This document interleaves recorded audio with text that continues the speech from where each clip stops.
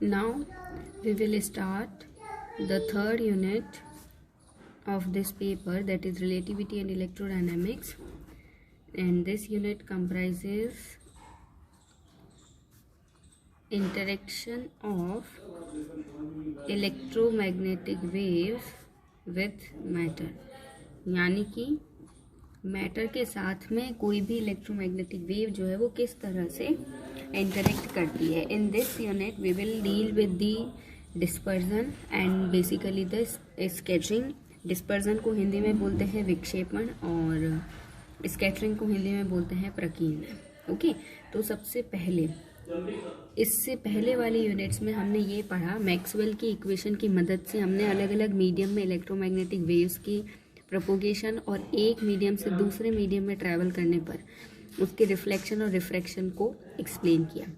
उसमें हमने ये कंसीडर किया था कि किसी भी मीडियम का रिफ्रैक्टिव इंडेक्स जो है वो एक कांस्टेंट होता है और ये रिफ्रैक्टिव इंडेक्स जो है वो इंसिडेंट वेव की फ्रीक्वेंसी या वेवलेंथ पर डिपेंड नहीं करता है. ओके, लेकिन एक्चुअल में मैटर के रिफ्रैक्टिव इंडेक्स या डाइलेक्ट्रिक कांस्टेंट्स जो हैं वो हमेशा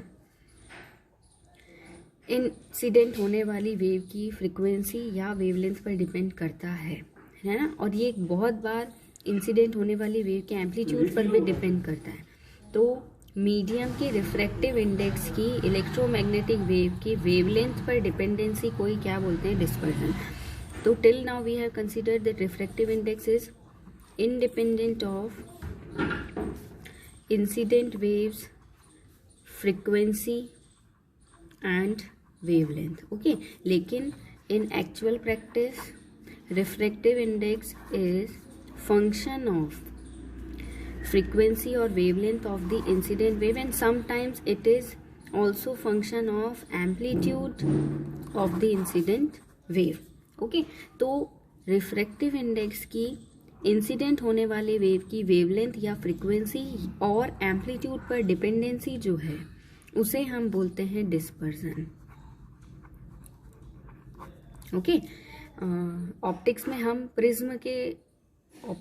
प्रिज्म की मदद से वाइट लाइट के डिस्पर्जन से आप लोग ऑलरेडी इंट्रोड्यूस्ड हो. डिस्पर्जन में क्या होता है, एक वाइट लाइट अपने कॉन्स्टिट्यूएंट 7 कलर्स में विक्षेपित होती है, डिस्पर्स होती है. अब विक्षेपण की डिस्पर्जन की फिनोमिनन को समझने के लिए सबसे पहले इलेक्ट्रोमैग्नेटिक वेव्स की, लेकिन एक्चुअल में डिस्पर्जन के फिनोमिनन को हमें इन डिटेल समझने के लिए किसी भी इलेक्ट्रोमैग्नेटिक वेव की मैटर के इंडिविजुअल एटम और मॉलिक्यूल्स के साथ में इंटरेक्शन को समझना ज़रूरी है. इसका मतलब डिस्पर्जन जो है वो बेसिकली एक माइक्रोस्कोपिक प्रैक्टिस है. Okay, it is not about microscopic level, it is the microscopic level phenomenon that is the dispersion. और साथ में क्योंकि ये एक माइक्रोस्कोपिक फिनोमिनन है तो हम डिस्पर्जन को सॉलिड्स, लिक्विड्स और गैसेस सबके लिए कंसीडर करेंगे. ठीक है, साथ में इस यूनिट के अंदर अपन स्कैटरिंग को भी पढ़ेंगे. स्कैटरिंग में क्या होता है, स्कैटरिंग बेसिकली इलेक्ट्रोमैग्नेटिक वेव का इलेक्ट्रॉन के साथ में इंटरेक्शन की वजह से स्कैटरिंग होता है और स्कैटरिंग की वजह से ही हम स्काई के ब्लू कलर और सनसेट और सनराइज के टाइम रेड कलर, ये सब दिखने की जो नेचुरल फिनोमिनन्स हैं इनको हम एक्सप्लेन करते हैं. ठीक है, now the first and very important topic is normal and anomalous dispersion. Okay, normal Hindi में इसे बोलते हैं सामान्य व असामान्य विक्षेपण. First of all, what is dispersion? The dependency of refractive index of medium on the frequency or wavelength of incident wave is known as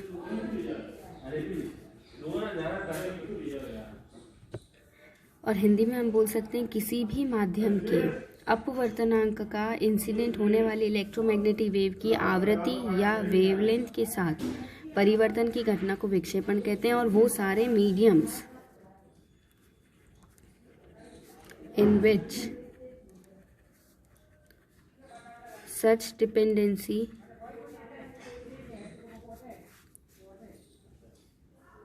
happened is known as dispersive medium। वो सारे मीडियम जिसमें इस तरह की dependency observe करते हैं उनको हम बोलते हैं डिस्पर्सिव मीडियम। अगर refractive index if refractive index does not depend on wavelength, then such medium is known as non-dispersive medium। Okay, and normally सारे ही मीडियम जो होते हैं वो डिस्पर्जन को दिखाते हैं। And the relation showing that dependency is known as dispersion relation। okay, dispersion is classified in two categories। The first one is normal dispersion and the second one is anomalous dispersion। okay, now first we will deal with the normal dispersion। Now normal dispersion का क्या मतलब है?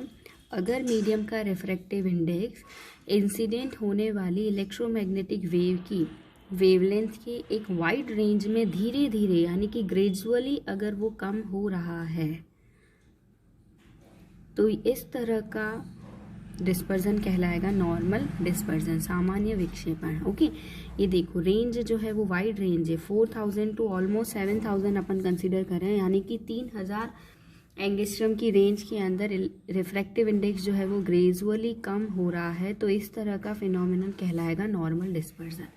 Okay, basically in such type of dispersion rate of change of refractive index with respect to wavelength is high for the low values of lambda and okay, इसका ये मतलब हुआ कि lambda की लो वैल्यूज़ के लिए इस dn/d लैम्डा की वैल्यू जो है वो थोड़ा ज़्यादा होता है, यानी कि रिफ्रैक्टिव इंडेक्स जो है वो थोड़ा फास्ट डिक्रीज होता है। ओके, और लैम्डा की वैल्यू ज़्यादा होने पर डी लैम्डा की वैल्यू भी क्या होती, कम होती है, यानी कि लैम्डा बढ़ रहा है तो रिफ्रैक्टिव इंडेक्स की परिवर्तन की दर जो है वो भी थोड़ा स्लो होती है।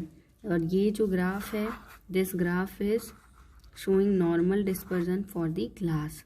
Okay, so in the normal dispersion it is very clear.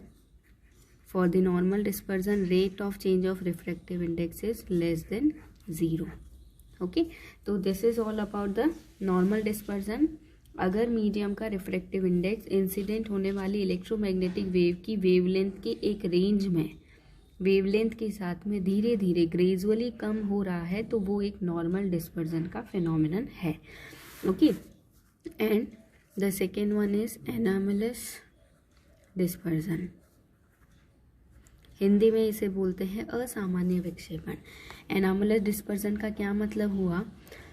अगर इंसिडेंट होने वाली वेव की फ्रिक्वेंसी मैटर के मॉलिक्यूल्स या एटम्स की नेचुरल फ्रिक्वेंसी के आसपास होती है तो मीडियम जो है वो इंसिडेंट होने वाली वेव्स का एब्जॉर्प्शन कर लेता है, और इस कंडीशन में मीडियम का रिफ्रैक्टिव इंडेक्स जो है वो वेवलेंथ के साथ में अचानक से सडनली इंक्रीज हो जाता है। ये प्रोसीजर, ये घटना जो है इसे हम बोलते हैं एनामलस डिस्पर्जन। यानी कि बेसिकली क्या हुआ, इंसिडेंट होने वाली वेव की फ्रीक्वेंसी अगर लगभग एटम्स और मॉलिक्यूल्स की जो नेचुरल फ्रीक्वेंसी है उससे मैच कर जाए, लगभग उसके बराबर हो। एटम्स और मॉलिक्यूल्स की नेचुरल फ्रीक्वेंसी का क्या मतलब है, हर एटम मॉलिक्यूल किसी भी मैटर में बंधा हुआ है, लेकिन साथ ही साथ हर एटम और मॉलिक्यूल जो है वो ऑसिलेट भी करते हैं, वाइब्रेट भी करते हैं, ट्रांसलेशन मोशन भी होता है उनमें। तो उनकी जो नेचुरल फ्रीक्वेंसी है उनसे अगर इंसिडेंट होने वाली वेव की फ्रीक्वेंसी मैच हो जाए, यानी कि हम कुछ इस तरह से कह सकते हैं कि अगर रेजोनेंस वाला कंडीशन क्रिएट हो जाए, तो रेजोनेंस वाले कंडीशन के अंदर ये एटम्स और मॉलिक्यूल्स जो हैं वो क्या करते हैं, इंसिडेंट होने वाली वेव का कुछ पोर्शन जो है वो एब्जॉर्ब कर लेते हैं। और अगर वो कुछ पोर्शन एब्जॉर्ब कर लेंगे तो उस कंडीशन में उस मीडियम का रिफ्रैक्टिव इंडेक्स सडनली क्या हो जाता है, इंक्रीज हो जाता है, एनोमलसली इंक्रीज हो जाता है। इस घटना को हम बोलते हैं एनोमलस डिस्पर्जन, असामान्य विक्षेपण। ओके, तो हम कैसे इसको समझ सकते हैं, जब फ्रीक्वेंसी मैच होगी तभी इस तरह की चीज़ हमें देखने को मिलेगी, अदरवाइज ऑब्जर्व नहीं होगा। ठीक है, suppose this is a particular region, okay, this is lambda. ठीक है, अब क्या हो रहा है, रिफ्रैक्टिव इंडेक्स जो है वो कभी कम हो रहा है, कभी बढ़ रहा है, इस तरह से हुआ।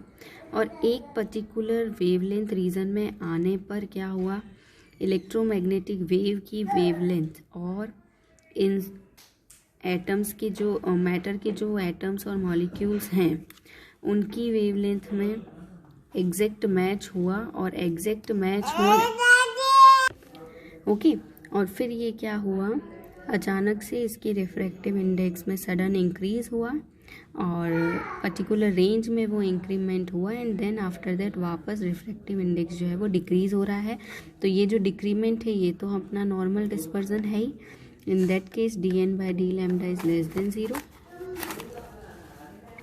ओके, और ये पर्टिकुलर रीजन जो है यहाँ से लेकर यहाँ तक का, इस रीजन के अंदर इलेक्ट्रोमैग्नेटिक वेव का एब्जॉर्प्शन हुआ है। तो हम बोल सकते हैं कि ये जो पर्टिकुलर फ्रीक्वेंसी रेंज है, ये एब्जॉर्प्शन बैंड है, इस में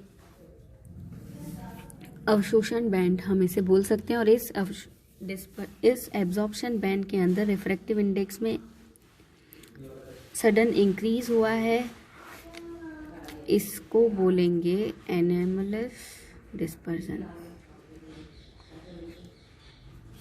ओके, और यानी कि एब्जॉर्प्शन बैंड के अंदर इंसिडेंट होने वाली वेव का मीडियम जो है वो एब्जॉर्ब कर लेती है, और इस रेंज के अंदर dn/d लैम्डा की वैल्यू पॉजिटिव होती है, यानी कि रिफ्रैक्टिव इंडेक्स जो है वो वेवलेंथ के साथ में सडन इंक्रीज होता है। इसे ही हम बोलते हैं एनोमलस डिस्पर्जन। किसी भी मीडियम में एक से ज़्यादा एब्जॉर्प्शन बैंड भी हो सकते हैं अगर मीडियम में प्रेजेंट अलग अलग टाइप के मॉलिक्यूल्स और एटम्स के कॉरस्पॉन्डिंग अलग अलग नेचुरल फ्रीक्वेंसीज हो, तो अलग अलग एब्जॉर्प्शन बैंड हो सकते हैं। सपोज किसी एक ग्रुप ऑफ एटम्स के लिए फ्रीक्वेंसी 1000 हर्ट्स हो, किसी और के लिए सपोज 500 हर्ट्स हो, किसी के लिए 200 हर्ट्स हो। तो जब भी इलेक्ट्रोमैग्नेटिक वेव की फ्रीक्वेंसी लगभग 500 के बराबर आएगी तो उसके कॉरस्पॉन्डिंग एब्जॉर्प्शन बैंड बन जाएगा, 200 आएगी तो उसके एब्जॉर्प्शन बैंड बन जाएगा।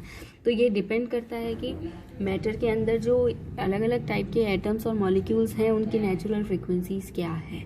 ठीक है, और बेसिकली एनोमलस डिस्पर्जन जो है वो वेवलेंथ या फ्रीक्वेंसी की एक छोटी सी रेंज में ये एब्जॉर्ब होता है। कुछ पर्टिकुलर रेंज यानी कि 100 से 200 एंगस्ट्रम की डिफरेंस के बीच में एब्जॉर्प्शन बैंड बनता है लगभग। Okay, now we will derive and some empirical formulas for the dispersion.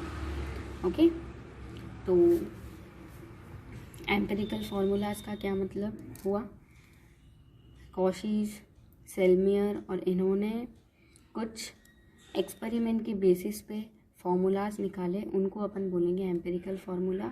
सबसे फर्स्ट जो है दैट इज़ कॉशीज फार्मूला।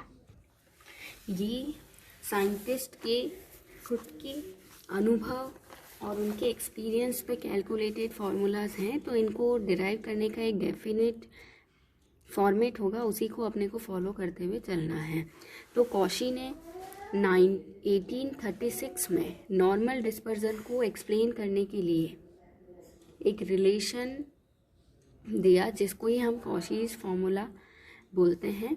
और ये फार्मूला जो है डिस्पर्जन रिलेशन में क्या होगा, ये फार्मूला मीडियम की रिफ्रैक्टिव इंडेक्स और इंसिडेंट होने वाली वेव की वेवलेंथ के बीच का रिलेशन है, जो कुछ इस तरह से दिया गया था, that is n square function of wavelength is a plus b by lambda square n c by lambda 4। Now a b c जो है these are the constants and it depends upon nature of medium, और इनकी value जो है वो constantly decrease होती रहती है। तो हम ये मान सकते हैं कि C की वैल्यू जो है वो A और B के कंपैरेटिवली बहुत ज़्यादा कम है, तो हम इस टर्म को नेग्लेक्ट कर सकते हैं। So the formula reduces to only the two terms, that is A plus B by lambda square. Okay, now we will differentiate it to n dn by D lambda. इसको differentiate करना है, it would be 0 minus 2b by lambda cube, और we can write rate of change of reflective index, that is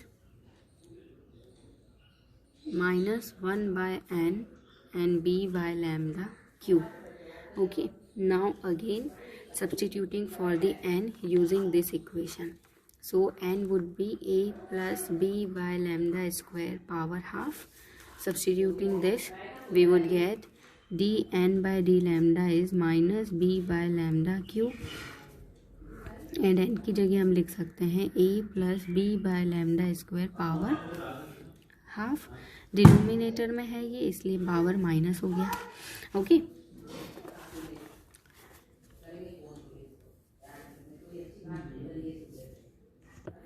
अब हम क्या कर रहे हैं, इसमें से a raise to minus half जो है वो हमें कॉमन लेना है।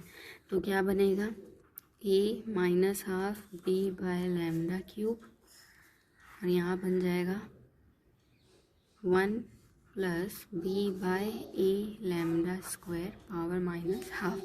ओके, हमें बाइनोमियल बनाना है 1 प्लस एक्स की पावर n, इसलिए हमने a माइनस हाफ को कॉमन ले लिया। So it would be applying binomial here, it is 1 plus x raise to minus half, that is 1 minus x by 2 and so on. Higher terms को हम neglect कर सकते हैं।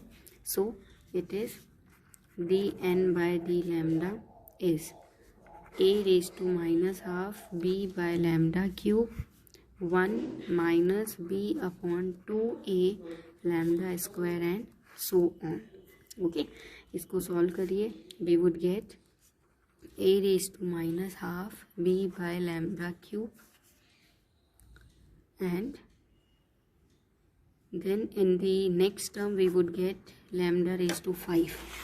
Okay, इधर को हमने इससे मल्टीप्लाई कर दिया, नेक्स्ट टर्म में लैम्डा की पावर 5 आएगा, जिसको हम क्या कर रहे हैं, नेग्लेक्ट कर देते हैं।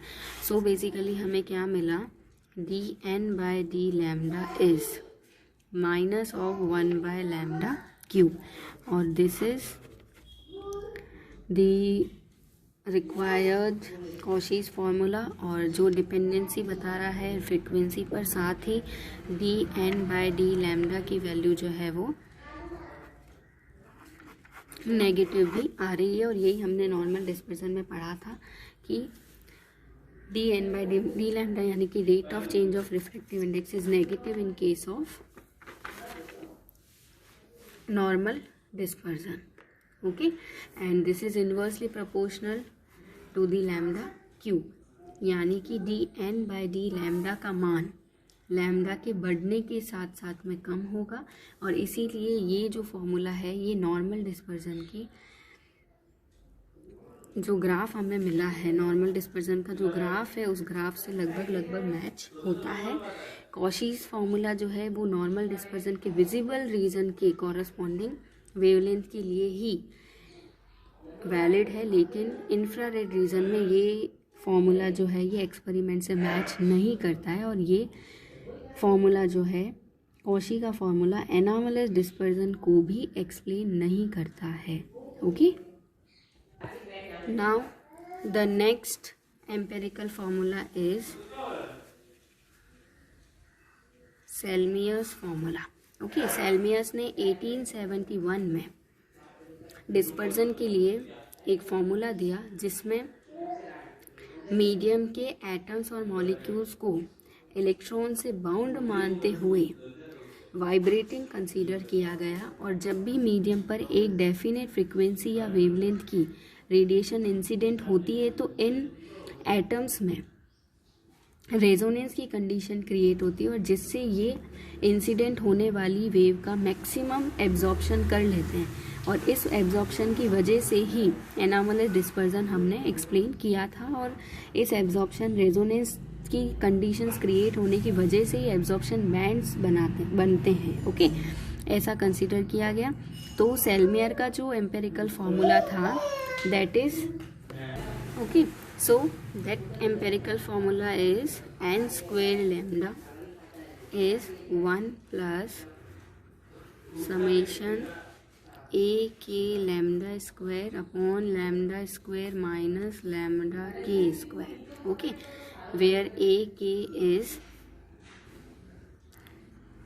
Selmius constant for kth absorption band. अभी हमने बताया था कि किसी भी मीडियम में एक से ज़्यादा एब्जॉर्प्शन बैंड हो सकते हैं, तो ये केवे एब्जॉर्प्शन बैंड के लिए सेल्मियस का कांस्टेंट है,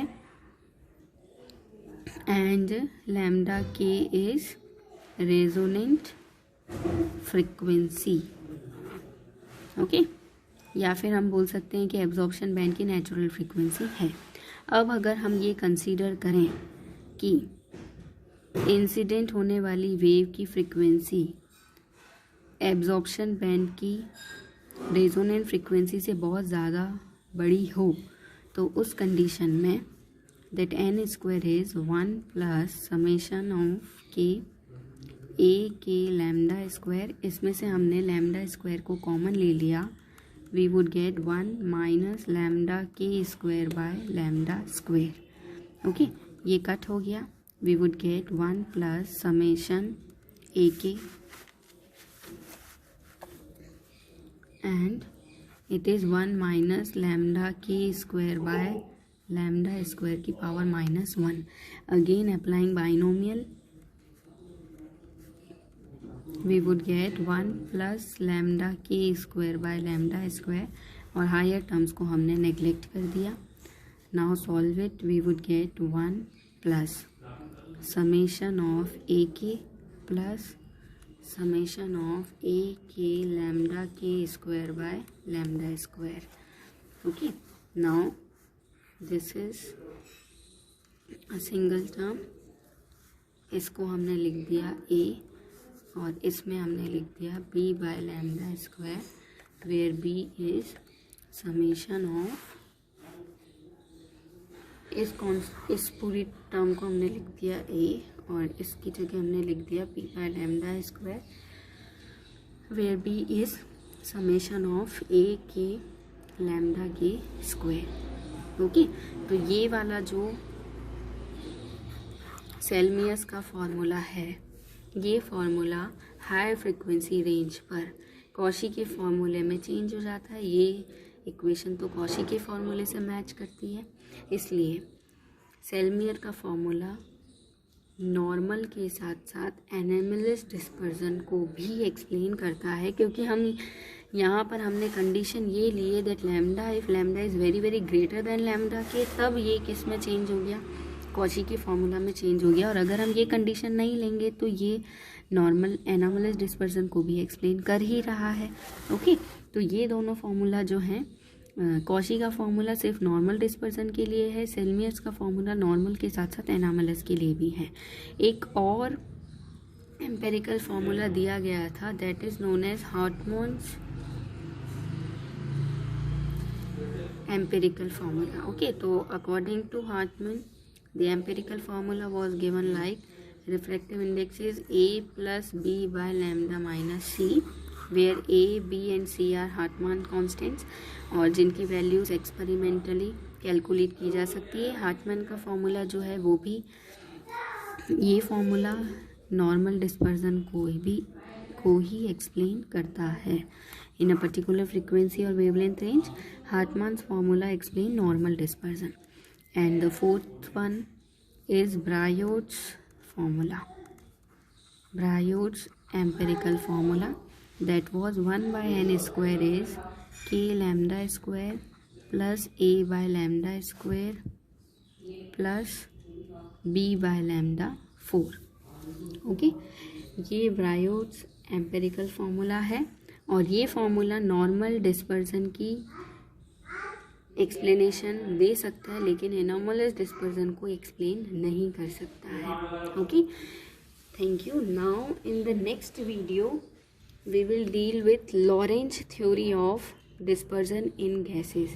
गैसेस में डिस्पर्जन किस तरह से होता है, किस तरह से गैसेस के मॉलिक्यूल्स के लिए हम क्लासिकल मॉडल एक्सप्लेन करते हैं, और फिर रेजोनेंस हो रहा है, एब्जॉर्प्शन हो रहा है, वो सारी चीज़ें। Okay, thank you, stay tuned, please drop your queries in the comment box. Okay, thank you.